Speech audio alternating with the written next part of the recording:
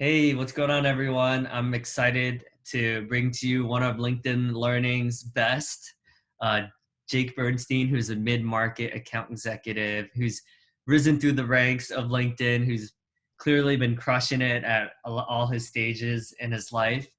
And yeah, really excited to kind of dig a little bit deeper into your what's made you successful. And I think the goal here is to help SDRs get promoted into an account executives and help account executives get promoted into their next stages, whether it's mid-market and enterprise and so on. So it'd be cool to kind of dig in a little bit deeper. And yeah, really excited to have you here, Jake. Yeah, no, thanks for having me. I'm excited to chat. Cool. Well, walk me through your what made you decide to choose LinkedIn?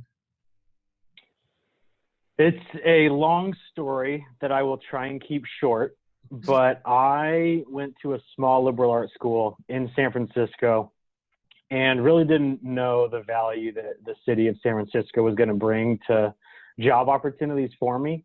Mm. And, we all hit that point in college where it's time to get an internship. And I was one of the students that didn't really have any lined up, didn't really know where to start, and had to rely on some of the resources I had at school. My marketing professor, her husband at the time worked at LinkedIn. And my admissions advisor or college mentor, so to speak, said, "Hey, you should ask your professor if she would introduce you to her husband who works at LinkedIn." And this was the moment before I knew that relationships matter was a culture and value tenet at LinkedIn. I experienced it firsthand because I asked and she said no. And I honestly at the time didn't think anything of it. I thought, cool, no LinkedIn, don't really know what that is anyways, and I'll go find something else. And about a week or two later, she came back and said, "Hey, Jake, we have such a good relationship and you're such a good student of mine. I'm going to introduce you to my husband, but this is on him so that if he refers you and it works out, it's his professional brand at stake, not mine." Because it made sense looking back, but at the time it was hard to understand that when you're in a relationship, you don't want to recommend someone to your spouse and have it not work out and then have it come back to you. So anyways, I met with him, we hit it off, and then he introduced me to someone that ultimately put me through an interview process, and I didn't get the job. But the same type of thing happened where I had, in the short time I had, built a really good relationship with the person that was interviewing me. Her wife was hiring an intern. And I said, "I don't care what the job is. If it's at LinkedIn, I'll do it." And so I was an intern at LinkedIn. Things went well. That converted into a full-time job. And I've been at LinkedIn up to this point ever since. So how many total years have you been at LinkedIn so far? So excluding the internship, it would be 5 in July. But if we throw on, the 12-week internship, it's about 5 years. Wow. That's a pretty long time for anyone to be at any company, I feel like. Yeah, it's unheard of nowadays with how quickly people are changing jobs, let alone in tech. It's almost archaic to be there that long. This is probably not a good thing to put out there, but I think in the last 5 years of my life, I've been at like 6 different jobs. So goes to Yeah, it's you're that's not an uncommon statement these days. right. Interesting. So I noticed a common theme amongst so I also got through LinkedIn through relationships as well. So Garrett referred me. And so I noticed a common trend amongst most of the people getting into LinkedIn via networking, which makes sense considering that's a big bulk of our business model and essentially the value that LinkedIn provides, right? As like if LinkedIn was a Yeah, it's it makes sense looking back and thinking about how you meet friends growing up, and when you're trying to date, you often go to your friends for their friends, and it makes sense in a corporate standpoint too. The best hires that you can make are from friends or connections of the great people that you've already brought inside, and I think it's an underutilized resource, and it's becoming a lot more well known, and it makes sense why it's a tenant at LinkedIn. And And I've certainly tried to embody that every step of the way.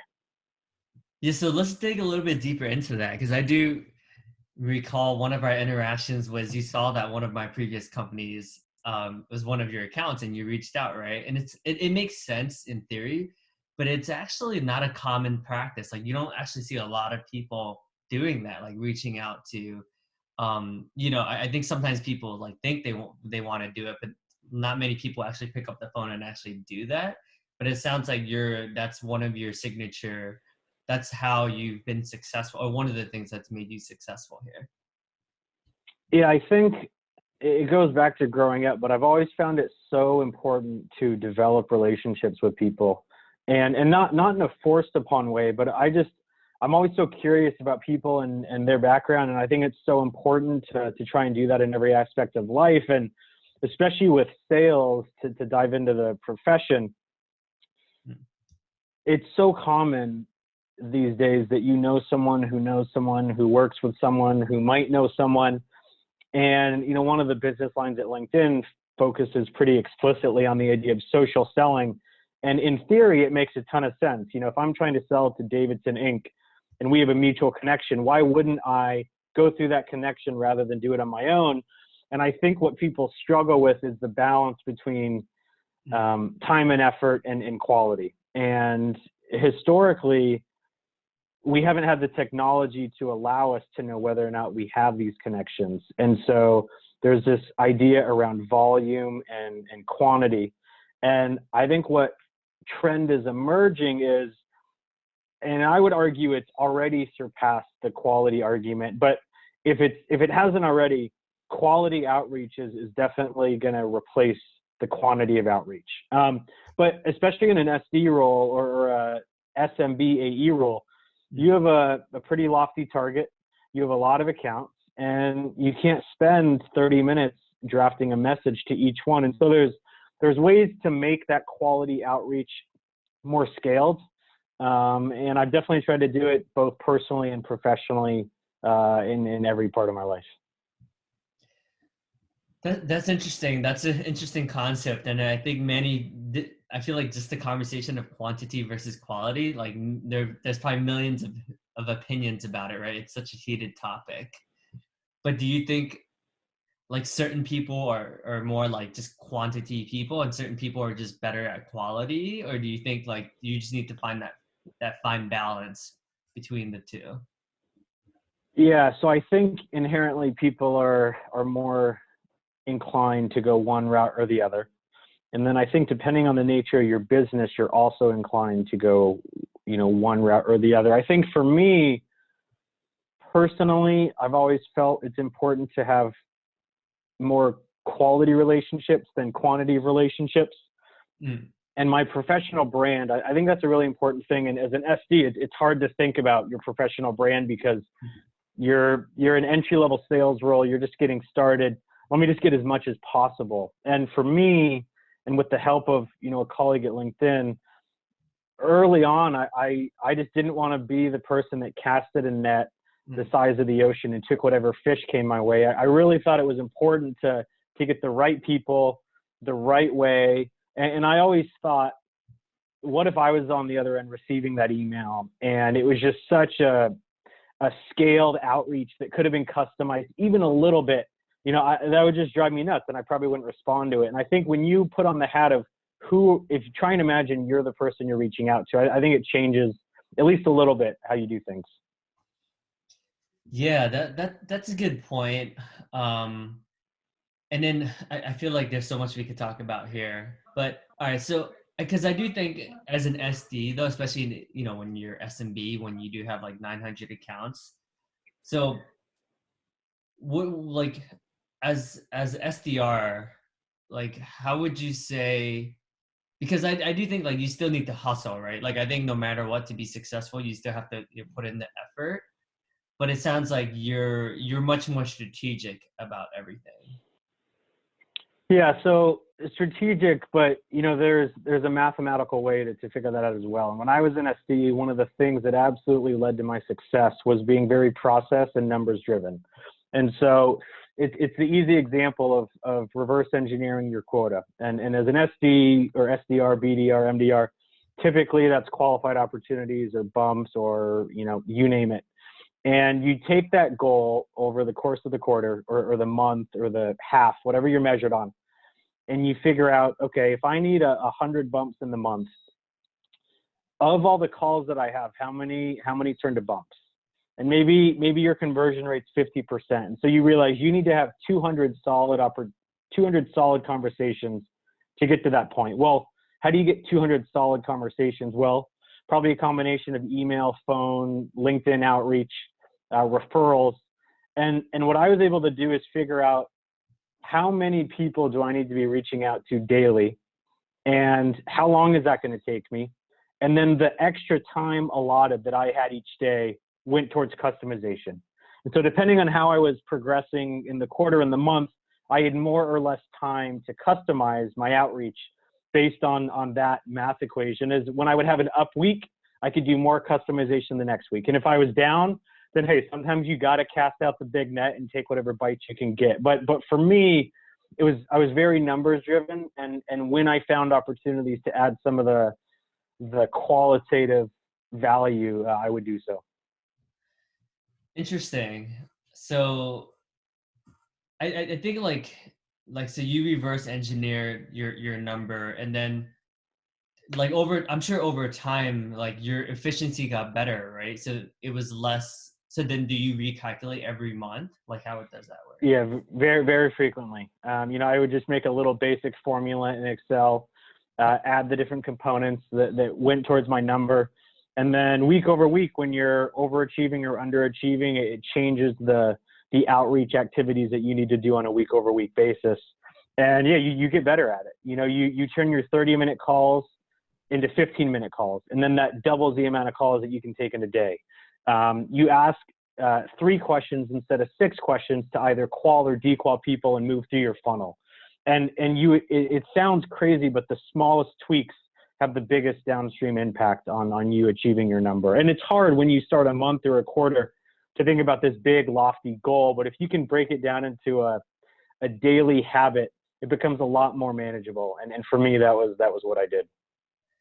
Interesting. So it sounds like you're pretty process driven. What, because I do think like every person kind of has their own process, right? What would you say to someone who maybe is like, oh, like that's not my strong suit. Like I'm not like a numbers guy, like because I feel like just speaking for myself, I'm definitely like, I know like a lot of people talk about this, but I don't do that. But then it's weird because like somehow it always works out in the end, right? But then I'm sure any manager hearing that is kind of like, yeah, like that's not a good strategy. Yeah, I mean, I think it's interesting. I'm going to make an assumption, Davidson, that you're willing to work as hard as the job requires, and that's a very positive thing. And I think a lot of people are. And I think if that's your attitude, you're going to achieve success no matter what. And for me, I think I'm wired more in the sense of I don't want to work harder than I need to, but I'm not trying to like achieve the minimum. I just want to really know what's required to get there. And that's a function of, how you grew up, what your parents were like, the school you went to, the major you had. Yeah. And for me, it was frustrating me because I didn't start out this way in sales dev, but throughout the first couple of weeks of the quarter, I would be working really hard, as everyone should, but I had no idea how I was doing. And then I would get bumps, and then I would have calls, and I figured out if I just tracked this and then took my teammates' information and aggregated theirs, I would have a pretty good estimate about what I need to do every day. And why that was helpful is, if I want to take a day off or go on vacation, I know how much more I have to do by doing that, rather than just like, I'm going to take a day off and then I got to work my ass off. It's like, I don't know. And so there was also a part of me that wanted to make the job I had easier for others. And if I had numbers behind it, it was really easy to tell the next person, hey, here's how to do this job. And there's fluffier parts of it that you can't quantify. But for me, those were a few of the reasons that led to this like hey, I'm going to be process oriented and numbers driven. And for me, it made my life a whole lot easier. No, that's a good point. You have a game plan, which I think a lot of SDs like probably don't have as clear of a game plan, right? Like I'm sure if you ask every single person, like, hey, what's your number? I don't think every single person knows like that exact number, right? So that's Yeah. hmm. And then I'm curious as to something because you've been at LinkedIn for 5 years now. So what? Because leverage and leadership is part of what we're measured on as well. Obviously, in sales, the results speak for itself. But what have you learned from your time at LinkedIn on how one capitalizes on leverage and leadership? Yeah, I think the really important thing is it's nice that LinkedIn measures salespeople outside of purely a results standpoint. I think predominantly, if you look outside of LinkedIn, most organizations value results a lot more than LinkedIn does. And I think the reason is that's a job: drive revenue, meet a revenue target, and move on and do it quarter over quarter, year over year.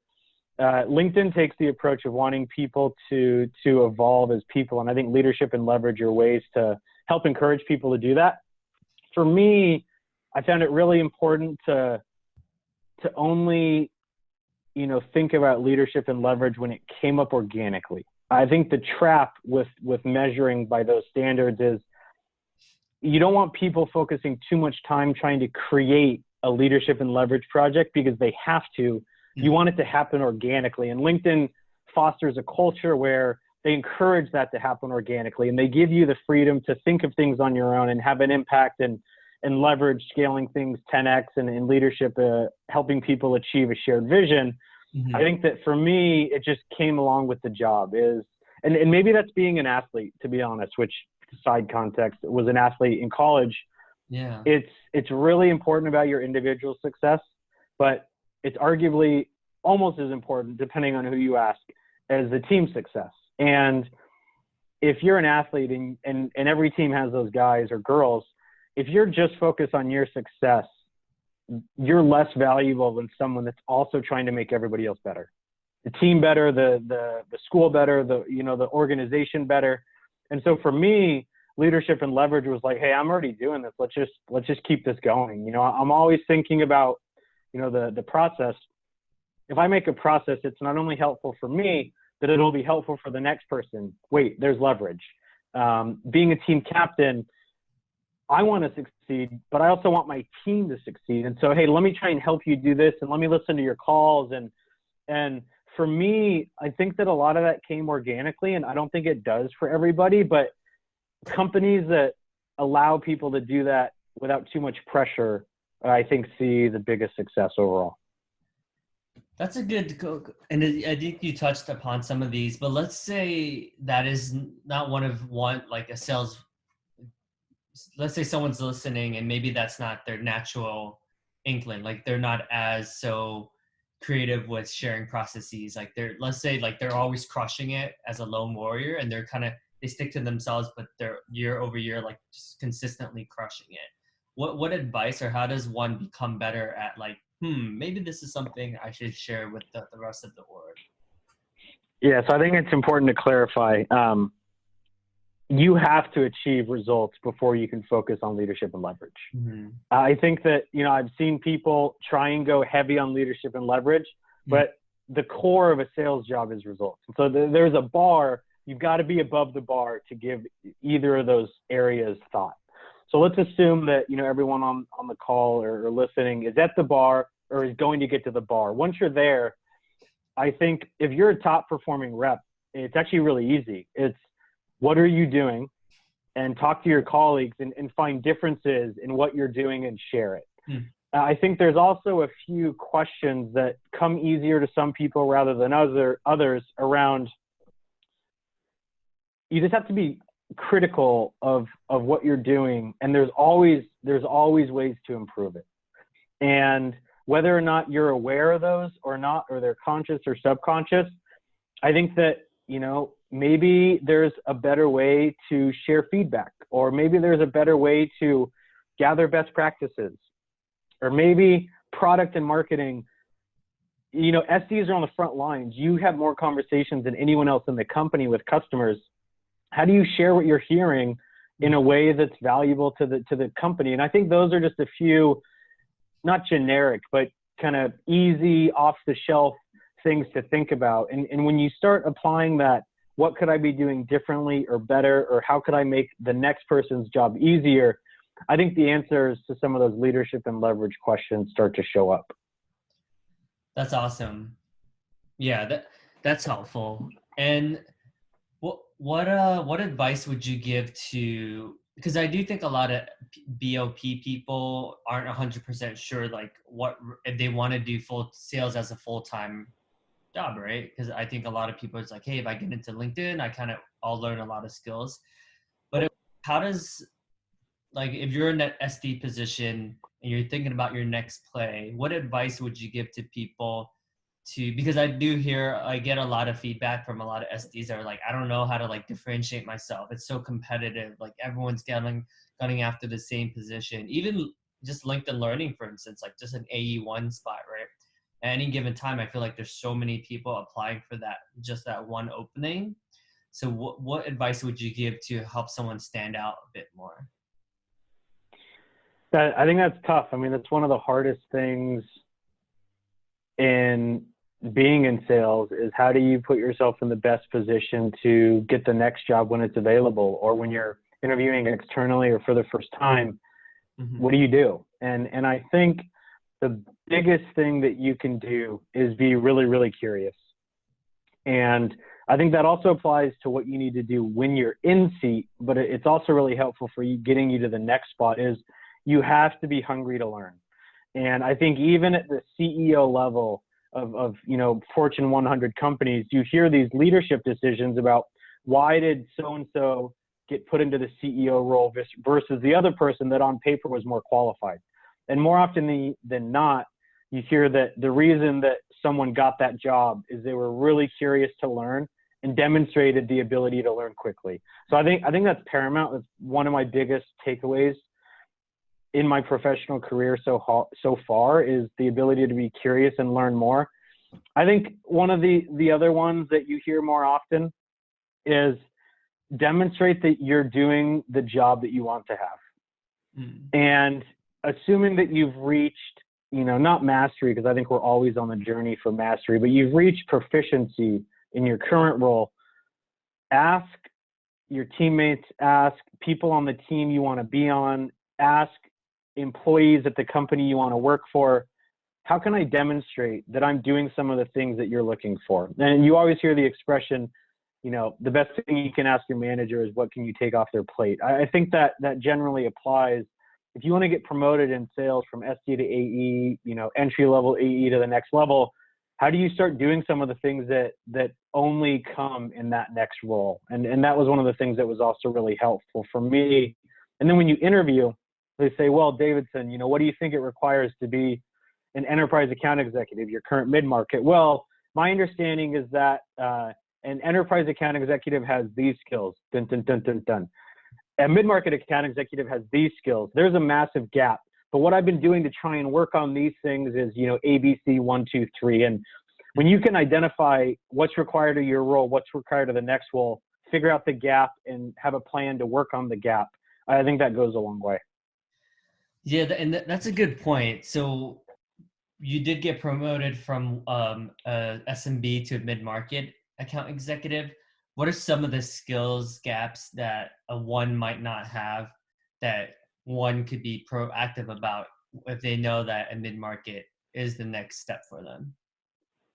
Yeah, I'll try and generalize this outside of just LinkedIn terminology, but I think the first was the complexity of the deals. You know, you're working with larger organizations that involve more people in the buying process, that have different blockers to get approval, and just understanding that was really critical for me to do the first time around.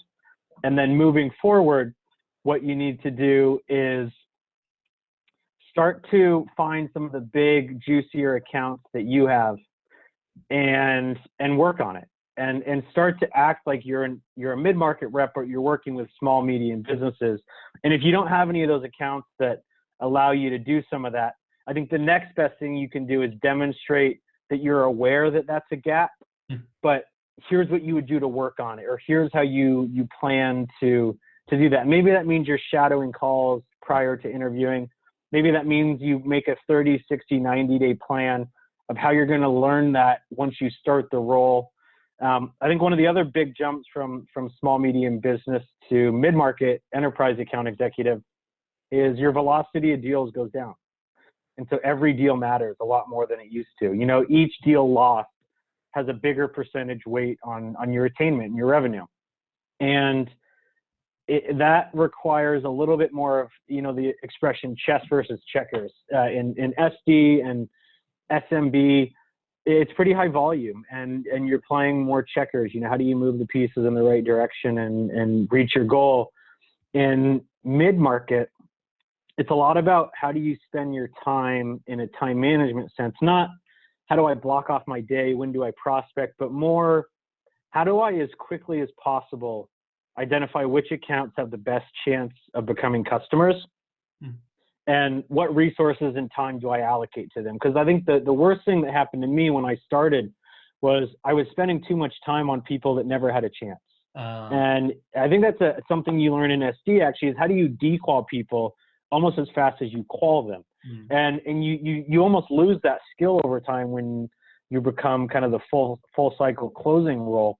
And that's really valuable because your time is more valuable and where you spend it matters a lot more. That's good advice. Yeah. I think you definitely notice the difference between, I think the best reps are the ones that cut them, like not waste time on them as soon as possible into wasting that couple hours or 3 or 4 hours. And then it's like, oh crap, in hindsight, I probably shouldn't have spent as much time as I ended up on this deal. That's good advice.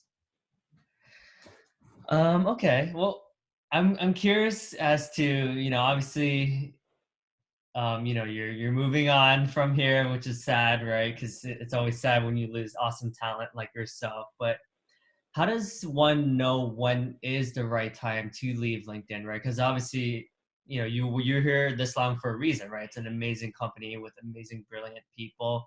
So I'm curious as to what's the thought process into, okay, I've learned everything I've learned from now, and I think I'm ready to take a riskier move that's in a company that's smaller than LinkedIn. Yeah, I think figuring out when to leave LinkedIn has probably been the thing I've struggled with the most since starting. And, you know, the advice that I would give or that I received, it's hard to try and figure out a process that works for everyone. One of the amazing things about LinkedIn that made it easier, it was not easy, but made it easier, was the idea of, you know, the alliance, which Reid Hoffman, one of our co-founders, wrote. And they talk about tour of duty.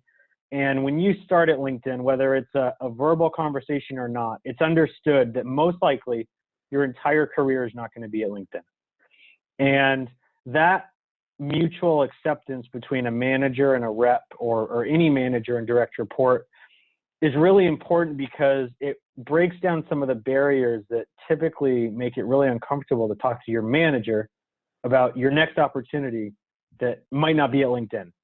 And I was really lucky to have a manager that wanted to know what I was thinking and wanted to support me in LinkedIn or not. And that was the manager level, the director level, the VP level. And so when you feel that support, it allows you to bring up things in conversation like, hey, manager, I'm really curious about a startup. You know, any insight you can share on what it's like, and here's why I think I'm interested in that startup. And so for the last year or so, started to have a few of those mini conversations around what I think I want and how to get there. I am probably an example of someone that does not exactly know what I want or where I'm going. Getting back to what's important to me right now, it's about learning as much as possible, and then figuring out what my North Star is.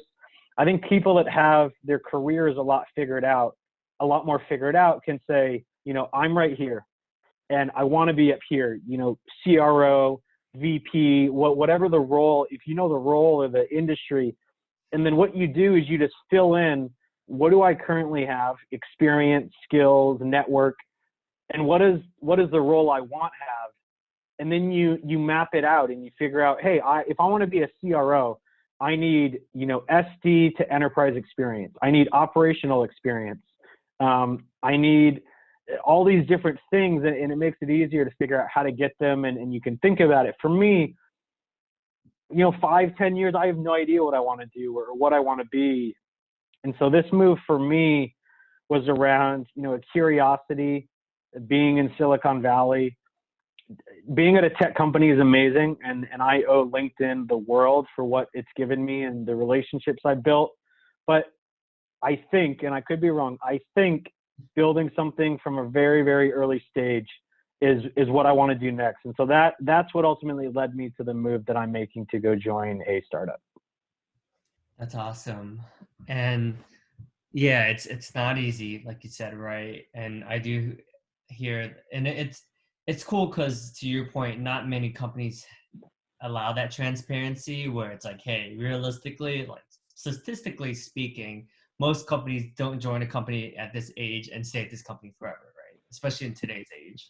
So it's cool that LinkedIn has that open environment that you're able to just be transparent, right? I feel like a lot of other companies, it's sort of like the unspoken thing that no one ever talks about.